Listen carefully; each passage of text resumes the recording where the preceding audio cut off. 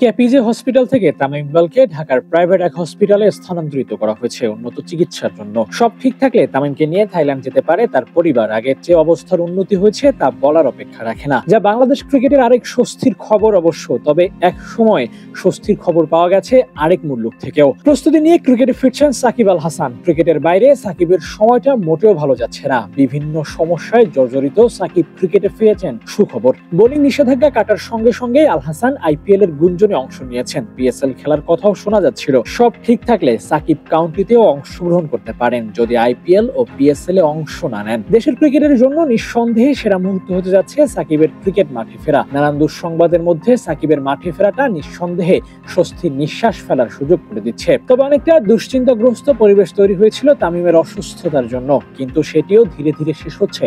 তামিম সুস্থ হওয়ার প্রক্রিয়ার মধ্য দিয়ে যাচ্ছেন। তামিম সুস্থ হয়ে ফিরলে পুরোপুরি নিশ্চিন্ত হওয়া যাবে। ক্রিকেট মাঠের নিয়মিত মুখ সাকিবে যদি মাঠে ফেরেন সেটিও ভালো খবর হবে। মাঠে ফেরার জন্য সাকিব নিজস্ব লড়াইটাও বজায় রেখেছেন। ফেসবুকে সাকিবকে খুব একটা সরব দেখা যায় না, এমন এক ভিডিও আপলোড করেছেন ফেসবুকে, যেখানে সাকিবকে ফিটনেস নিয়ে কাজ করতে দেখা যায়। ক্রিকেটে ফিটনেসের যে গুরুত্ব অপরিসীম, সাকিব সেটিও মেনে নিয়ে 38 বছর বয়সে জিমে ঘাম ঝরিয়ে যাচ্ছেন। আর এতে করে মাঠে ফেরার সময়টাও ঘনিয়ে আসবে সাকিব আল হাসানের জন্য। সাকিবকে সাধারণত নিজের ফিটনেস উন্নতির ভিডিও আপলোড করতে দেখা যায় না খুব একটা। হুট করে এমন ভিডিও আপলোড সাকিবের ক্রিকেটে ফেরার ইঙ্গিত দিয়ে রাখে।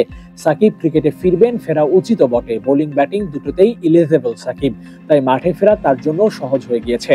সাকিব মাঠে ফিরে পারফর্ম করবেন এমন আশা বেঁধেই অপেক্ষা করছে সাকিব ভক্তরা। তবে সেটি কেবল ফ্রাঞ্চাইজ ক্রিকেটে। তবে যতদূর ঠাহর করা যাচ্ছে ফার্স্ট ক্লাস ক্রিকেটের মাধ্যমে মাঠে নামবেন আল হাসান, আর সেটিও হতে পারে কাউন্টির মতো ক্রিকেটে।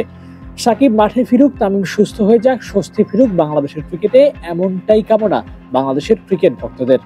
Abu Naim, sports Times.